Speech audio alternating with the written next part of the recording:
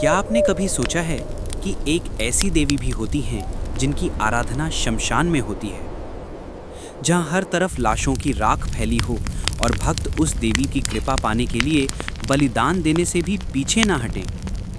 माँ तारा, एक ऐसा नाम जो सिर्फ शक्ति का प्रतीक नहीं बल्कि तंत्र, रहस्य, मृत्यु और जीवन के बीच की सबसे गहरी कड़ी है। उनकी पूजा फूलों से नहीं बल्कि हड्डियों, राख और ध्यान से होती है। आज की ये कहानी एक देवी की नहीं बल्कि आत्मा की सबसे रहस्यमयी यात्रा की है। हिंदू धर्म के शास्त्रों में माँ तारा को 10 महाविद्याओं में से एक माना गया है, लेकिन उनकी पहचान सिर्फ शक्ति रूप तक सीमित नहीं है। वे एक साधक के धैर्य, आत्मबल, तप और समर्पण की परीक्षा लेती हैं। माँ तारा का स्वरूप रौद्र और भयावह है।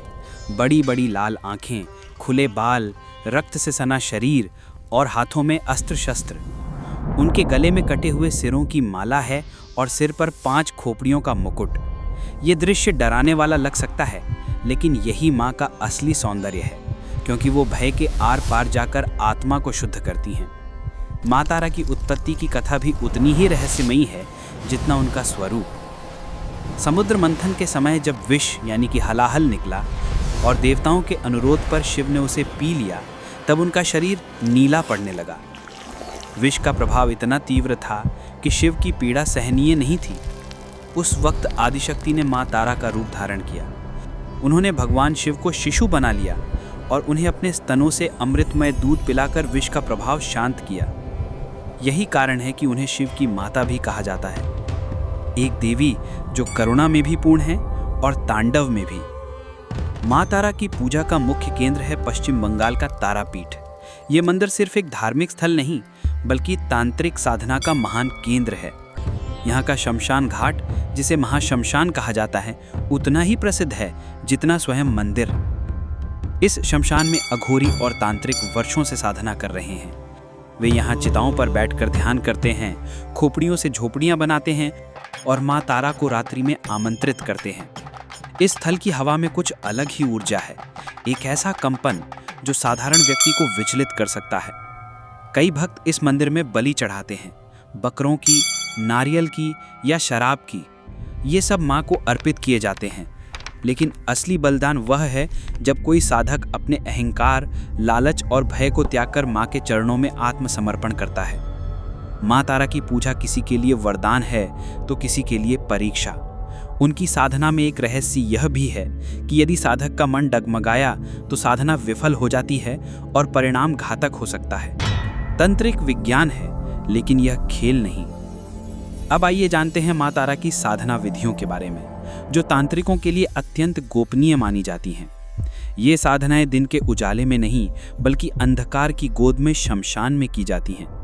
साधक को अकेले बैठकर माँ का विशेष बीज मंत्र ओम ह्रीम स्त्रीम हूं फट का जाप करना होता है। ओम ह्रीम स्ट्रीम हूम फट। ये साधना साधक के मन और चेतना के स्तर को पूरी तरह बदल देती है।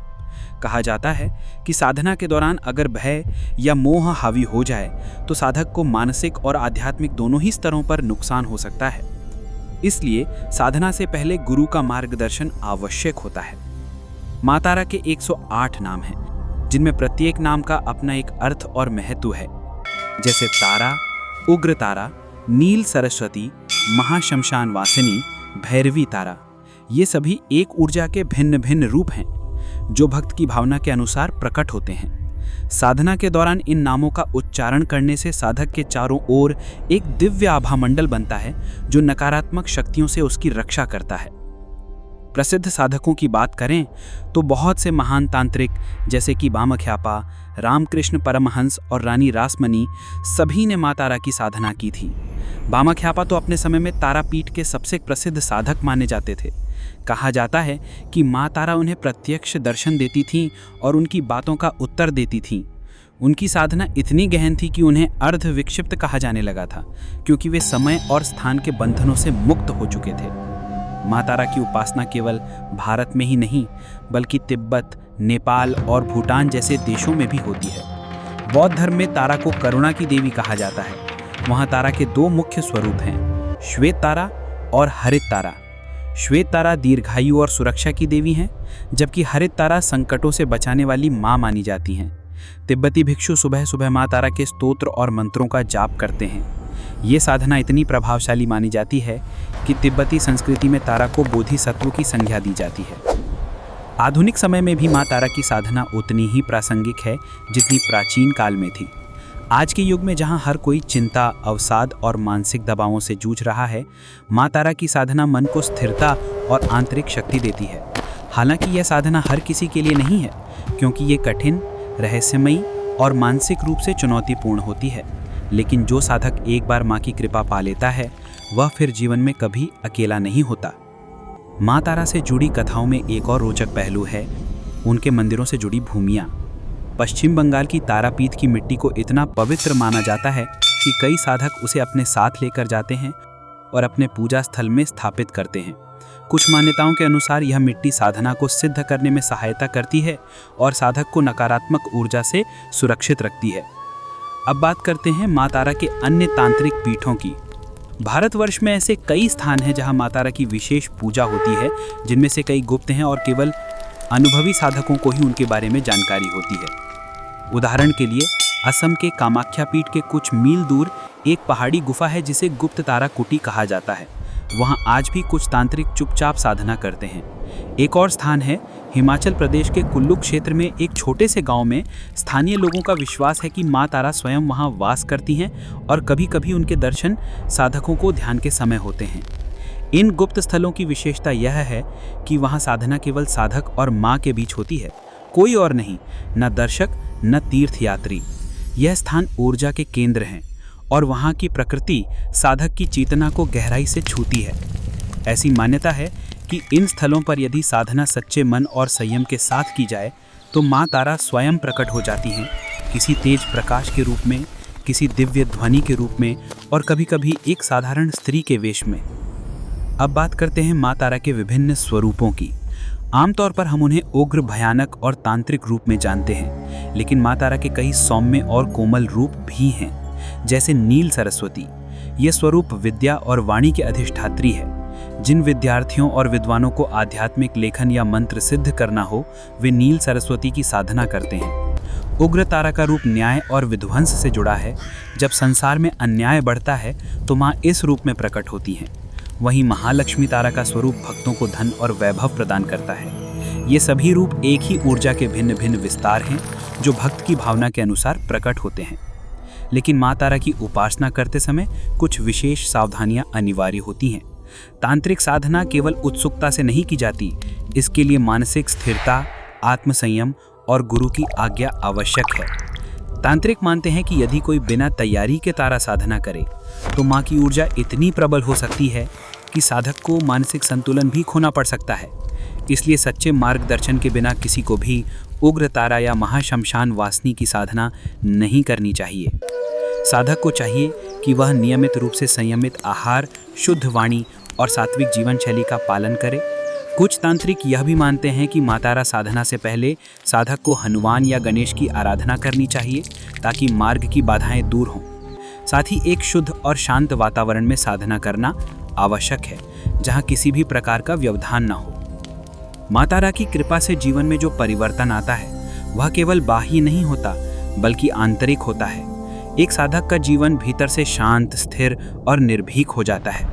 जो भय पहले हमें पकड़कर बैठा रहता था, मृत्यु का, असफलता का, समाज का, वह माँ की उपस्थिति में समाप्त हो जाता है। साधक फिर केवल एक व्यक्ति नहीं रह जाता, वह एक वाहक बन जाता है, उस दिव्य ऊर्जा का जो सृष्टि को चलाती है, बदलती है और नष्ट कर फिर से रचती है। माँ तारा केवल एक देवी नहीं है, वे स्वयं वह शक्ति हैं जो अंधकार में भी प्रकाश बनकर साथ देती हैं। वे जीवन के उन राहों पर चलाती हैं जहां सामान्य मनुष्य जाने से डरता है, लेकिन एक बार यदि माँ ने किसी का हाथ थाम लिया तो फिर साधक को कोई भी शक्ति नहीं डरा सकती। इसलिए माँ तारा की उपासना एक यात्रा है, एक अंतहीन, गहन और अलौकिक यात्रा। यह यात्रा प्रारंभ तो बाहर से होती है, लेकिन इसका अंतिम पड़ाव भीतर की चेतना में होता है और उस चेतना के केंद्र में केवल एक ही ज्योति जलती है, माँ तारा की। अब बात करते हैं माँ तारा से जुड़ी चमत्कारिक घटनाओं की। जो न केवल साधकों के अनुभव में आती हैं बल्कि आम भक्तों की जिंदगी में भी गहराई से दर्ज हैं। कई भक्त बताते हैं कि संकट के समय माँ तारा ने उन्हें किसी न किसी रूप में दर्शन दिए, कभी एक वृद्धा के रूप में, तो कभी एक छोटी बालिका के रूप में, और कई बार तो स्वप्न में एक उज्जवल ज्योति बनकर। पश्चिम बंगाल के एक भक्त ने बताया कि जब वह अपनी नौकरी खोने के बाद आत्महत्या करने जा रहा था, तभी उसे स्वप्न में माँ तारा ने दर्शन दिया और कहा, तुम्हारा संकट समाप्त होगा, विश्वास रखो। अगले ही हफ्ते उसे एक नई नौकरी मिल गई। ऐसे अनगिनत किस्से माँ की कृपा का प्रमाण है। तांत्रिक साधना में अनुभव की गई पारलौकिक घटनाएं भी कम रहस्यमयी नहीं हैं। कई साधकों ने ध्यान के दौरान समय और स्थान की सीमाओं को पार किया है। कुछ साधक बताते हैं कि वे ध्यान में माँ की उपस्थिति को न केवल महसूस करते हैं बल्कि उनके चारों ओर दिव्य गंध, अदृश्य मंत्र ध्वनि और रहस्यमयी प्रकाश का अनुभव भी होता है। तंत्र साधना में यह अनुभव साधारण नहीं होता, ये साधक की चेतना के गहन स्तर का प्रतीक है। अब आइए वेदों और तंत्र में माँ तारा के स्थान की तुलना करें। जहाँ वैदिक परंपरा देवी को अधिक शांत, सौम्य और मातृ रूप में देखती है, वहीं तांत्रिक परंपरा उन्हें शक्ति, अग्नि और अंतर्ज्ञान की चरम सीमा मानती है। वेदों में शक्ति को सरस्वती, लक्ष्मी, पार्वती के रूप में वर्णित किया गया है, जबकि तंत्र में वही शक्ति तारा, छिन्नमस्ता, भैरवी के रूप में प्रकट होती है। ये दोनों दृष्टिकोण एक दूसरे के पूरक हैं। एक सौम्य है, दूसरा उग्र। एक बाहर की पूजा है, दूसरा भीतर की साधना। क्षेत्रीय लोक कथाओं में भी माँ तारा की उपस्थिति गहराई से देखी जा सकती है। झारखंड और उड़ीसा के आदिवासी इलाकों में माँ तारा को काली माँ या जंगल वाली माँ कहा जाता है। लोक कथाओं में माँ तारा को जंगल की रक्षक, बीमारी से बचाने वाली और महिलाओं की गर्भस्थ रक्षा करने वाली देवी माना जाता है।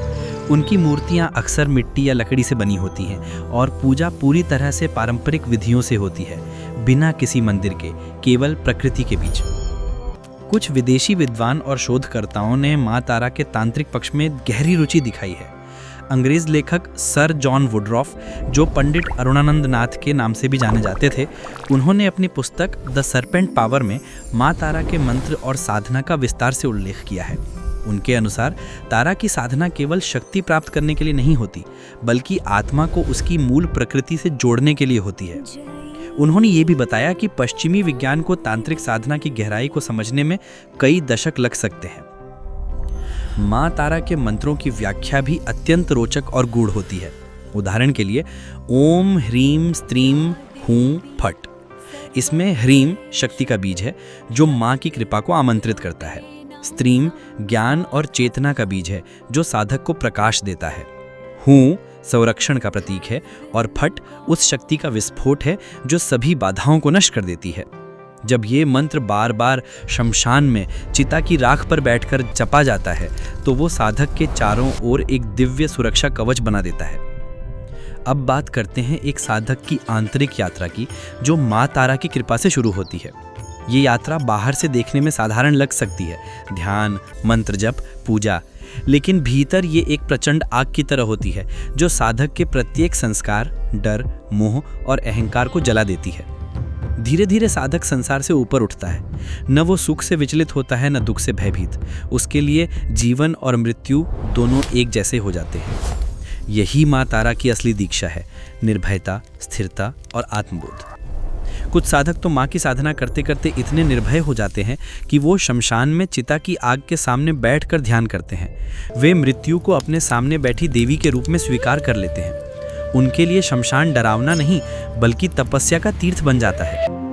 एक प्रसिद्ध तांत्रिक ने एक बार कहा था कि शमशान वो जगह है जहां तुम्हारा झूठा मैं जलता है और सच्चा स्व माँ तारा के सामने खड़ा होता है। और अंत में माँ तारा की साधना एक ऐसा अनोखा अनुभव बन जाती है जो जीवन के हर पहलू को छू लेता है, शरीर, मन, आत्मा और भाव। फिर साधक केवल साधक नहीं रहता, वो स्वयं तंत्र का भाग बन जाता है। वो माँ की शक्ति को अपने भीतर महसूस करता है और वही शक्ति फिर उसकी वाणी, दृष्टि और कर्म में प्रकट होती है। तो मित्रों, इस रहस्य और साधना से भरी यात्रा का ये अंत नहीं, बल्कि एक आरंभ है।